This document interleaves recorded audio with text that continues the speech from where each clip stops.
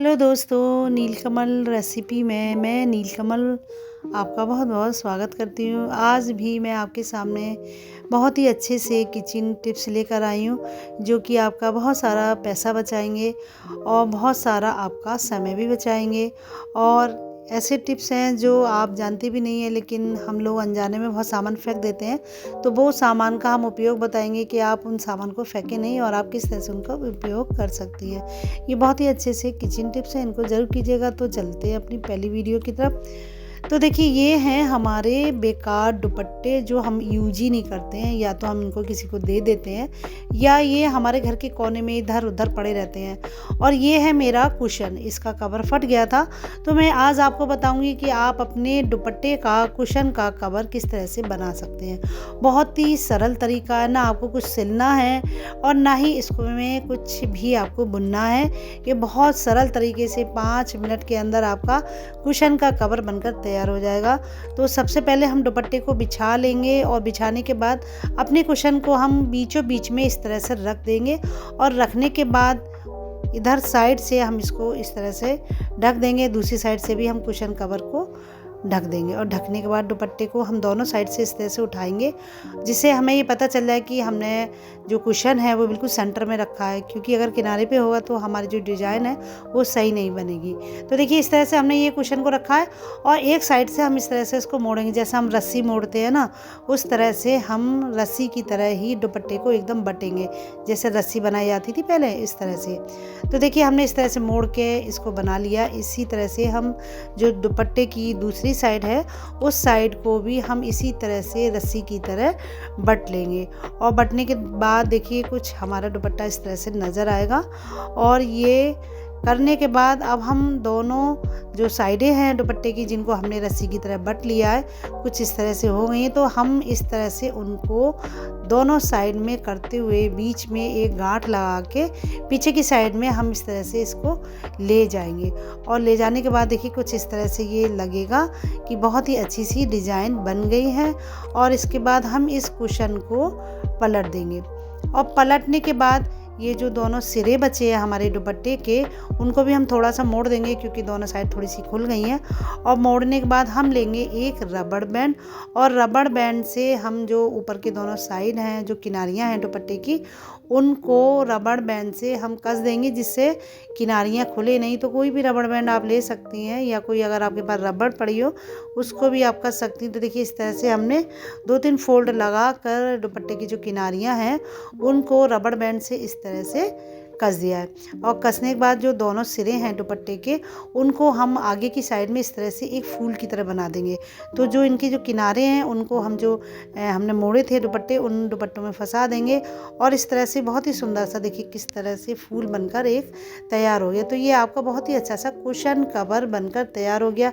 तो देखिए, ना तो आपको इसमें कुछ सिलना पड़ा, ना ही कुछ बुनना पड़ा, और 5 मिनट में आपका कुशन का कवर बनकर तैयार हो गया। तो देखिए, मैंने इस तरह से दुपट्टे से 2-3 कुशन बनाए हैं, जो कि कितने सुंदर लग रहे हैं। और आप अपने कोई भी पुराने रंग बिरंगे अगर दुपट्टे हों तो और भी सुंदर आपके कुशन कवर बनेंगे। तो ये इतने अच्छे कुशन कवर हैं कि आपको बाजार से खरीदने की ज़रूरत ही नहीं पड़ेगी। देखिए, मैंने इस तरह से सोफे पे अपने कुशन कवर को सजा दिया है। इस तरह से देखिए, आपका सोफ़ा भी कितना सुंदर लगने लगेगा। तो आप कभी भी दुपट्टे अगर आपके बचते हैं या कभी बेकार हो गए, तो आप इस तरह से अपने कुशन के कवर को बना सकते हैं और अपने घर को सजा सकते हैं। और आपके पैसे भी बचेंगे, क्योंकि आप बाज़ार में कुशन कवर खरीदने जाएंगी तो पैसे डालेंगी। तो इस तरह से आप अपने दुपट्टे को कुशन कवर का रूप दे सकती है, जो कि बहुत ही सुंदर बनेंगे और बहुत ही अच्छे भी लगेंगे देखने में। इसके बाद हम चलते हैं अपनी दूसरी टिप्स की तरफ। तो देखिए, ये है रबड़ बैंड, जो कि बेकार हो जाते हैं। कभी कभी 2 रंग के होते हैं, कभी 1 रंग का होता है। तो आपने कभी रबड़ बैंड को अपने पैरों में पहना है? नहीं ना।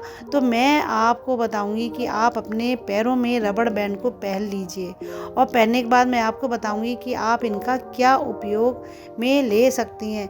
ये रबड़ बैंड भी हमारे बहुत काम के होते हैं, देखने में तो बहुत बेकार होते हैं, इधर-उधर पड़े रहते हैं, लेकिन ये बहुत काम में आते हैं कभी कभी। तो देखिए, ये हैं हमारे मोजे। जाड़ा पड़ रहा है, हम लोग मोजे पहनते हैं, और मोजे कभी कभी जो मोजे की लास्टिक होती है वो एकदम ढीली पड़ जाती है और मोजे पहने ही नहीं जाते। तो क्या करते हैं, हम उन ढीले मोजों को या तो फेंक देते हैं, या कभी सफाई के काम में ले लेते हैं, या कभी बर्तन धुलने के काम में ले लेते हैं। तो आपको मैं आपका तरीका बताऊंगी बहुत ही अच्छा सा कि आप इन मोज़ों को कभी भी फेंकेंगे नहीं। तो देखिए मैंने ये दोनों मोज़े पहन लिए और पहनने के बाद ये इतने ढीले हैं कि अगर हम चलेंगे तो इनकी जो किनारियाँ हैं ऊपर से वो बिल्कुल नीचे को आ जाएंगी और मोज़े हमारे जो है एकदम उतर जाएंगे। तो मैं आपको बताऊंगी कि आप अपने मोज़े को किस तरह से टाइट कर सकते हैं। तो ये जो रबड़ बैंड है, रबड़ बैंड को हम पहनेंगे अपने पैरों में।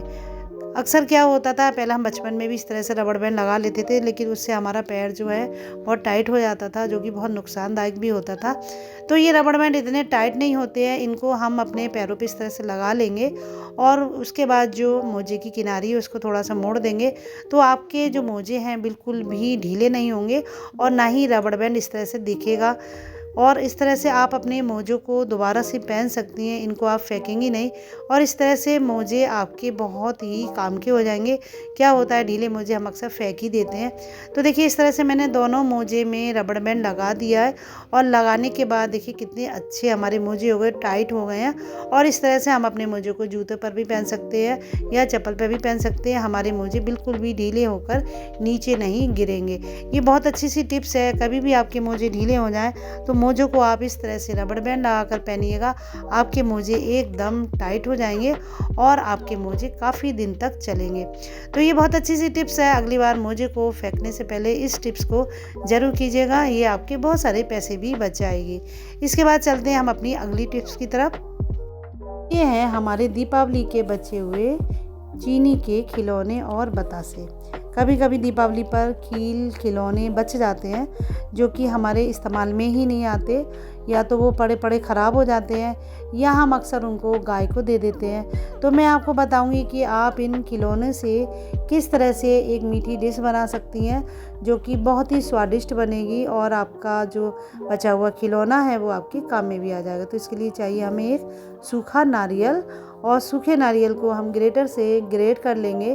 तो ग्रेट करने के बाद देखिए इस तरह से नारियल हमारा तैयार हो गया। अब हम बनाएंगे इससे नारियल की बहुत ही स्वादिष्ट बर्फ़ी। तो देखिए ये नारियल हो गया घिसा हुआ और ये हमारे खिलौने। तो चलिए अपने डिश की तरफ चलते हैं। तो देखिए मैंने एक कढ़ाई ली है, कढ़ाई में मैं एक छोटी कटोरी डालूंगी पानी, और जो हमारे खिलौने हैं और जो हमारे बतासे हैं हम उनको इसमें डाल देंगे। और डालने के बाद हम करछली से उनको धीरे धीरे चलाएंगे। तो देखिए मैंने सारे खिलौने और बतासे जितने भी थे, ये करीबन आधा किलो के आसपास सामान होगा जो मैंने इसमें डाला है। और डालने के बाद इसको हम चलाएंगे तो गर्म होने के बाद जो खिलौने हैं वो टूटने लगेंगे और टूटने के बाद वो धीरे धीरे पिघलने लगेंगे। तो मैंने ये करछली से थोड़े से इसको तोड़ा है जिससे ये जल्दी से टूट जाए, क्योंकि ये मुलायम होकर अपने आप ही टूटने लगे हैं। देखिए इस तरह से मैंने इनको तोड़ा है तो बहुत ही अच्छे से ये टूट गए हैं और टूटने के बाद ये धीरे धीरे पिघल भी गए हैं। और पिघलने के बाद हम बनाएंगे इनकी एक तार की चाशनी। नारियल की बर्फ़ी बनाने के लिए हमें एक तार की चाशनी की ज़रूरत होती है, क्योंकि अगर हम ज़्यादा टाइट चाशनी बनाएंगे तो हमारी बर्फ़ी जो है मुलायम नहीं बनेगी। तो देखिए इस तरह से पिघलने के बाद ये कुछ इस तरह से घोल बनकर तैयार हो गया। तो इसको हम ज़्यादा सा पकाएंगे और पकाने के बाद इसको बना लेंगे हम एक तार की चाशनी। और देखिए कुछ इस तरह से ये बनकर हमारा तैयार हो गया। तो हम उंगली से इसको देख लेंगे तो देखिए एक तार बनकर आ रहा है। तो ये हमारी पहचान होती है कि हम एक तार की पहचान कैसे करें। तो उंगली पर अगर हमारे एक तार बनता है तो समझ लीजिए हमारे एक तार की चाशनी बनकर तैयार हो गया। फिर ये ग्रेट किया हुआ नारियल हम इसमें डाल देंगे और 2-3 मिनट अच्छे से इसको चला लेंगे, जिससे ये और भी अच्छे से पककर तैयार हो जाए, जिससे हमारी पंजीरी जो है बहुत ही अच्छे से बनकर तैयार हो जाए। और देखिए ये बनकर तैयार हो गई है और इसको अब हम एक थाली में करेंगे। तो थाली में पहले मैंने देशी घी डाल दिया है, जिससे जो हमारी बर्फ़ी है वो चिपके नहीं। लेकिन उससे पहले हम इसमें डाल देंगे 1 चम्मच इलायची पाउडर, जिससे इसकी खुशबू बहुत ही अच्छी सी हो जाए। तो देखिए देशी घी लगी हुई थाली में मैं ये पूरा ये घोल डाल दूँगी और डालने के बाद करछली से इसको हम फैला लेंगे, जिससे ये जो बर्फ़ी है हमारे अच्छे से फैल जाए और इसकी शेप जो है बहुत ही अच्छे से आए। तो देखिए मैंने इस तरह से ये बर्फ़ी को पूरा फैला दिया है और फैलाने के बाद कुछ इस तरह से ये बनकर तैयार हो गया। फिर हम इसको 2-3 मिनट ऐसे ही रखा रहने देंगे जिससे थोड़ी सी टाइट हो जाए, क्योंकि अगर हम इसको जल्दी से काटेंगे तो इसकी शेप अच्छी नहीं आएगी और वो मुलायम बनी रहेगी। तो थोड़ा सा हम इसको ठंडा होने रखेंगे। जब ये थोड़ी सी टाइट हो जाए तब हम इसको काटेंगे तो हमारी बर्फ़ी बनकर तैयार हो जाएगी। तो ये बहुत ही टेस्टी नारियल की बर्फ़ी बनकर तैयार हो गई आपके दीपावली के बचे हुए खिलौनों से। अब ये देखिए थोड़ा सा ठंडा हो गया है, फिर मैं इसको चाकू से काट लूँगी। तो चाकू से हम पूरी बर्फ़ी की शेप बनाकर इस तरह से काटेंगे, किसी भी चाकू से काट सकते हैं आप। तो देखिए कितने अच्छे से ये एकदम आराम से कट कर तैयार हो गई है। और इसके बाद जो है ये नारियल की बर्फ़ी एकदम तैयार हो गई है। आप नए साल पर इस नारियल की बर्फ़ी को बना सकते हैं और बहुत ही स्वादिष्ट ये बर्फ़ी बनकर तैयार हुई है। फिर देखिए इसको हम निकाल लेंगे चाकू से और निकालने के बाद देखिए कितने अच्छे से इसकी शेप आई। तो इस तरह से आप अपने बचे हुए खिलौने से या आपके जो बतासे बचे हुए हैं उनसे आप नारियल की बहुत ही स्वादिष्ट बर्फ़ी बना सकते हैं और इसको आप 1 महीने तक अपने रख सकते हैं जो एयर टाइट बॉक्स में, आपकी ख़राब भी नहीं होगी। तो नए साल पर आप बनाइए नारियल की बहुत ही टेस्टी स्वादिष्ट बर्फ़ी। इसके बाद हमारी अगली टिप्स ये हैं छुआरे। छुआरे जो होते हैं पोषक तत्वों से भरपूर होते हैं।